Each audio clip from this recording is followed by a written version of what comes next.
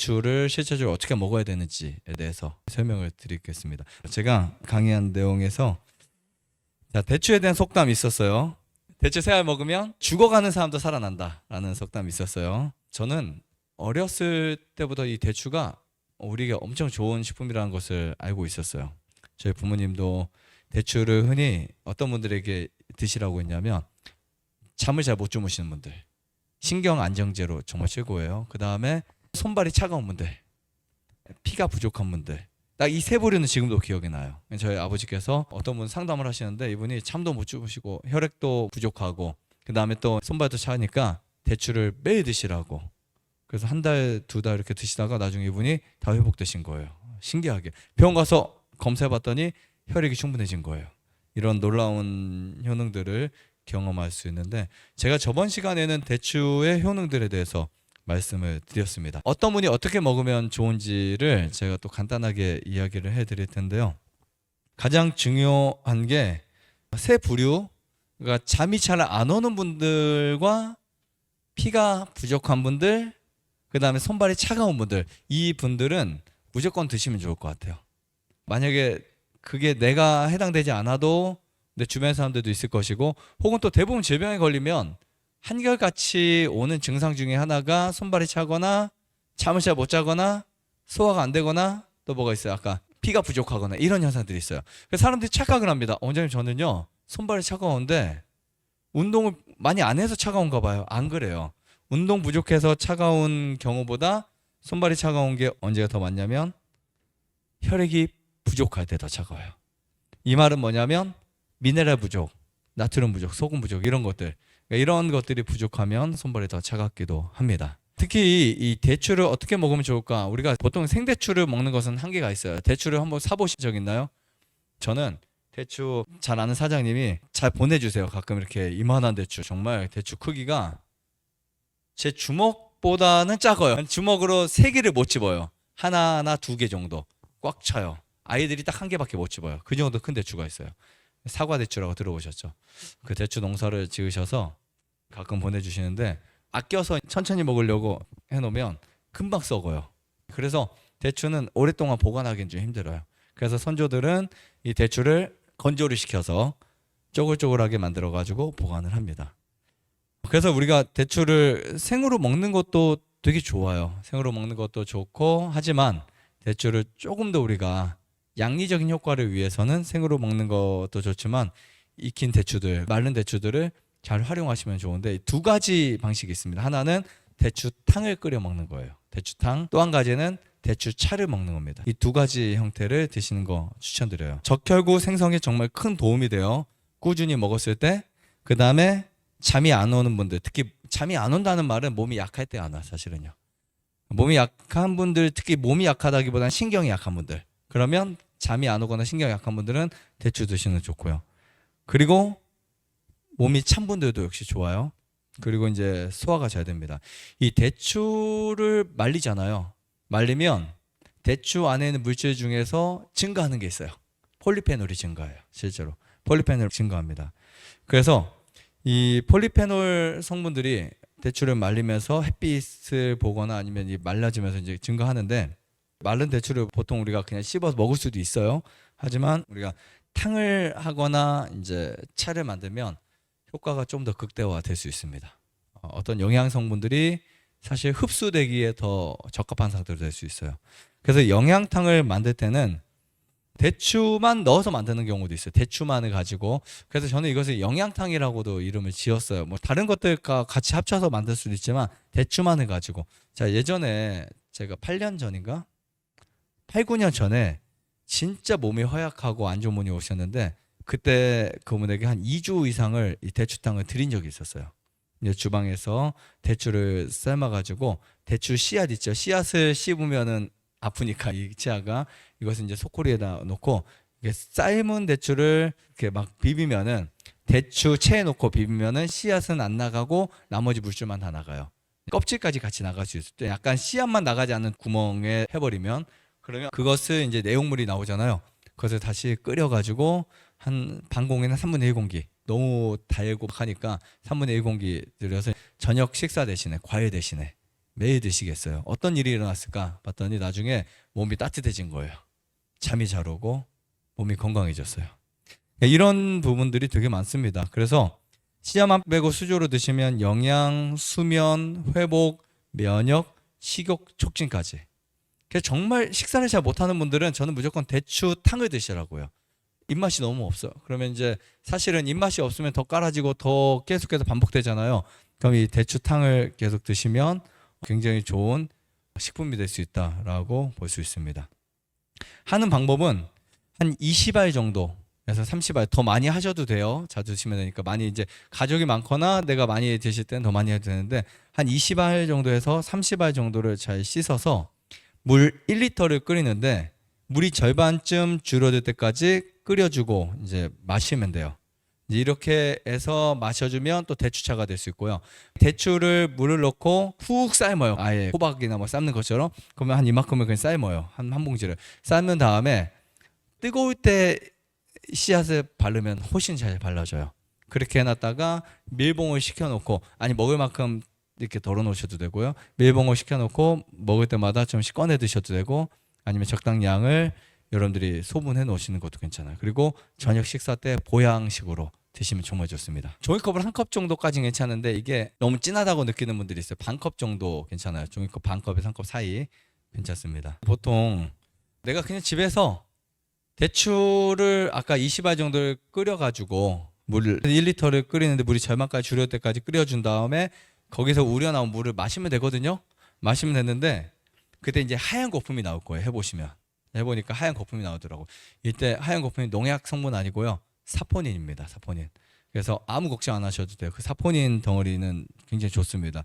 사포닌 뭔지 아시죠? 사포닌을 드시면 여러분들 몸에 유익이 되고요. 그 다음에 또 한 가지는 대추를 꿀에다가 재서 드시는 것도 괜찮아요. 이거는 이제 생대추일 경우에 생대추를 보통 이제 꿀병에다 만약에 대추를 넣잖아요. 절반 정도나 3분의 2 정도 넣으세요. 대추알을 넣고 그다음 꿀을 그 나머지 내용보다 좀 더 올라오게 넣습니다. 그럼 이제 보통 내용물이 아래에서 떠버려요. 비중이 가벼우니까 뜨다가 시간이 지나서 가라앉습니다. 실온에다가 한 3일에서 일주일 정도 넣고 한 3일에서 일주일 정도 이게 뚜껑을 열었을 때 그 위에 새콤하거나 신내가 나지 않을 때까지만 하셔야 돼요. 그 다음에 냉장고에다 숙성을 시키면 한 3개월 정도에서 6개월 정도면 이미 대추에 있는 그 좋은 폴리페놀이나 이런 성분들을 꿀에서 잡아당겨요. 그럼 그것을 가지고 여러분들이 꿀물을 타 드셔도 괜찮아요. 이런 식으로 드시는 방법이 있습니다. 그리고 특히 이 환절기나 겨울철에는 대추차를 드시면 정말 좋아요. 대추차를 드시면 좋은데 대추차의 가장 좋은 효과를 봤더니 스트레스를 억제시켜요. 보통 이제 우리가 목이 칼칼하거나 좋지 않을 때 도라지, 배 이런 거 많이 먹잖아요. 대추도 정말 좋아요. 대추차를 끓인 거 드셔도 되고 이미 만들어진 대추차를 여러분들이 한 번 더 데펴서 드시는 것도 괜찮습니다.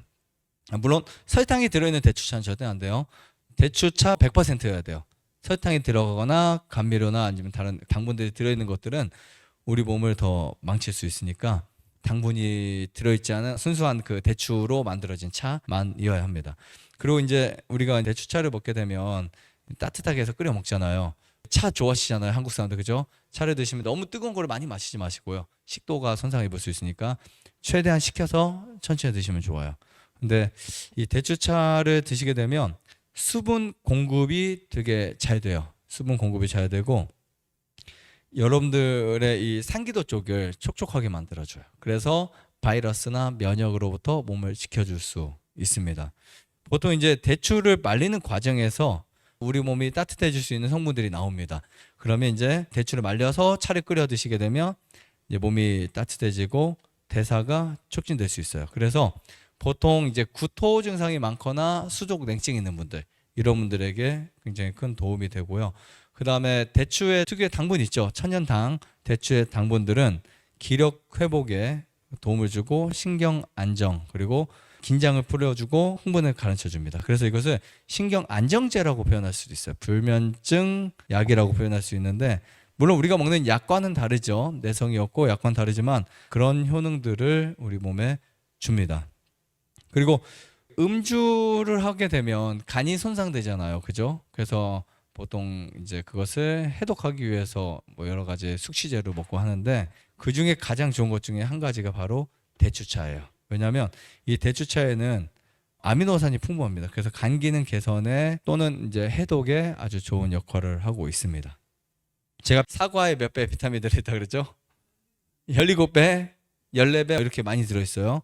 그렇기 때문에 비타민 C가 사과에 비해서 한 17배 가까이 들어있기 때문에 감기에도 굉장히 좋습니다. 그리고 이 사포닌이요, 제추를 깨끗이 말려서 끓이면 이렇게 보고 있으면 하얀 거품이 일어나는 거 보실 수 있어요. 근데 그 사포닌이 사실은 염증을 제거하는 데 정말 좋습니다. 그래서 천식이 있거나 비염이 있는 분들에게 정말 좋고요. 아토피나 알레르기 체질에도 정말 좋습니다. 그래서 아침에 저는 커피 대신에 대추차 한 잔 드시는 것이 좋다. 항상 이렇게 이야기하죠. 우리가 보통 커피 하면 요즘 원두 커피가 건강에 좋대요라고 이야기하는데 대추차하고는 비교할 수가 없어요. 비교할 수가 없고 우선 혈액이 맑아져요. 혈액이 맑아지는 것뿐만 아니라 혈액이 건강해집니다. 대추차가 굉장히 좋아요. 그리고 여러분들이 앞으로 이제 당분들은 최대한 주의하셔야 되지만 이런 천연 당분들은 자주 드시는 것도 괜찮아요. 요즘엔 저는 우려되고 있는 것 중에 하나가 사실 과일의 당분들이에요. 왜냐하면 과일이 천연 같기도 하지만 때로는 암 환자분들에게는 좋지 않은 당분이에요. 과일의 과당 형태. 그리고 심지어 요즘에는 제가 계속 그런 강의를 많이 해왔잖아요. 딸기를 키울 때 딸기를 흙에서 안 키우고 어디서 키운다고 그랬어요? 수경재배라고 하죠. 수경재배. 그러니까 딸기를 키우는데 딸기 뿌리가 땅에 안 박혀 있어요. 다 물에 들어 있어요. 근데 그 물은 어디서 공급되냐면 한 통에서 사람이 인위적으로 영양제 섞고 당분 넣고 막 하다 보면 그 물이 흘러가면서 매일 그 물이 갈아지고 순환되면서 걔네들 그것을 먹어요. 그러니까 사실은 에너지의 저장고가 땅인데 물에 있는 어떤 영양들을 가지고 만들어내자 인위적인 거예요. 그래서 요즘에 어떤 고당도 귤이 생기고 수박도 당도 보장제가 생기면서 무조건 달다. 사람들이 신기하게 무조건 단 거 찾잖아요. 과일 먹을 때. 여러분 바나나 단 게 좋아요? 안 단 게 좋아요? 당연히 단 게 좋죠. 포도 단 게 좋아요? 안 단 게 좋아요? 샤인머스켓 안 달면 못 먹겠죠. 수박 안 달면 못 먹겠죠. 공짜로 줘도 안 드실 거 아니에요. 딸기도 마찬가지예요. 딸기 맛이 없으면 안 먹고 싶죠. 배만 부르니까. 그러니까 되게 뭔가 단 것을 요구하니까 그것에 맞춰서 농사를 짓는 사람들이 어떤 기술, 어떤 법적으로 굉장히 달게 만들고 또 과일은 옛날엔 정말 좋았어요. 제가 예전에 그 산에는 으름이 있고 머루 있고 아시죠? 그 다음에 개복숭아 혹시 다 드셔봤어요? 그리고 그 산배 이런 거 돌배 씹어 먹어보시면 굉장히 그냥 얘네는 달아서 마시는 게 아니야. 그냥 뭔가 그냥 얘네만이 갖고 있는 독특한 맛이 있어요. 그리고 저희가 복숭아도 농사져보고 포포나무 열매, 감 보면은 그냥 무조건 달아서 마시는 게 아니에요. 걔네들이 갖고 있는 복숭아 아삭거린 맛 뭔가 특유한 맛이 있어요. 근데 우리는 보통 시중에서 파는 과일들 보면 다 어떤 맛이에요? 다 달다. 향은 비슷한데 사과도 달아야 맛있는 그런 부분으로 바꿨어요. 옛날에 사과는 새콤달콤했죠. 되게 홍옥 이런 사과 먹어보면 저도 시골에 가서 먹어보면 석류도 이렇게 먹어보면 다 예전에 그랬다고. 근데 갈수록 이게 뭔가 인위적인 맛이 생겨났어요. 그런 것들을 호르몬 계통에 문제 있는 암 환자가 먹으면 어떻게 될까? 좋을 리가 없겠죠. 그래서 과일을 참 애매하긴 합니다. 사실 과일을 건강식품이라고 말해야 되나 아니면 건강식품이라고 하지 말아야 되나. 그러면서 저희는 저녁 과일을 계속 드리고 있는데 제가 사실은 이 문제를 고민한 게 한 3년 넘었어요. 3년 넘었는데 대안이 없어요. 그래서 때로는 저녁 식사 안 하시고 아예 꿀만 드시는 것도 괜찮은데 또 많은 분들이 그럼 과일을 언제 먹냐는 그런 생각 때문에 과일이 나오기도 하는데요. 근데 조금 이런 부분들을 앞으로 좀 어떻게 하면 개선시킬 수 있을까라는 생각을 하면서 유기농 과일, 자연농 과일을 구입하든 근데 사실은 불가능하거든요. 한국에서는 자연농 과일을 구입하면은 과일가 엄청 비싼 것뿐만 아니라 과일이 없어요. 솔직히 우리 유기농 사과, 무농약 사과 찾아보기 힘들어요. 전농약 사과라고 하면 40몇 번, 30몇 번 약을 칠 때 12번 친다라고 전농약 사과인 거예요. 단지 우리가 찾을 수 있는 거 제초제 안 한 것들은 찾을 수 있어요. 근데 농약 엄청 합니다. 사과, 포도 이런 것들. 저도 포도 농사 져봐서 아는데 포도 농사를 지면서 약을 안 해보니까 수확도 적고요. 그리고 관리가 정말 많이 필요해요. 유기농 약이나 이런 거 사용하잖아요.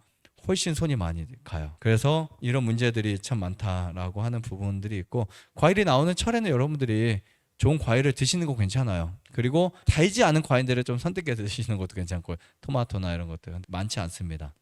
우리가 안 먹을 수는 없지만, 그래서 저는 이번에 제가 볶음곡식을 견학 갔다 오고 공장에 가서 이제 생각을 하면서 저녁을 과일 대신에 볶음곡식을 어떤 심한하는 분들은 그걸로 바꿔봐야 되겠다 생각을 하고 있어요.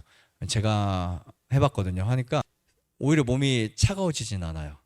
제가 과일만 한 달, 두 달, 세 달 이렇게 먹었을 때는 몸이 차는데, 우리가 처음에 이제 독이 많은 분들은 독을 뺄 때는 괜찮아요.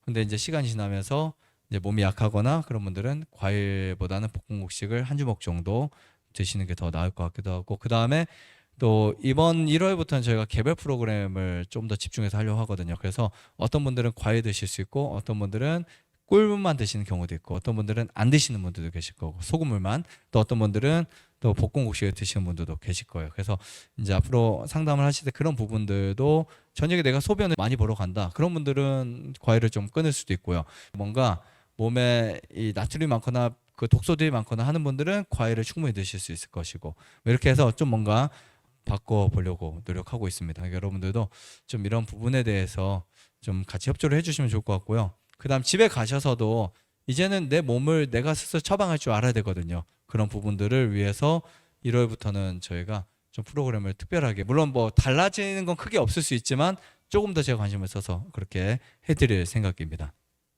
그리고 또 한 가지는 대추차, 이것도 저녁에 한 끼로 먹을 수 있어요. 대추차나 대추탕 같은 거.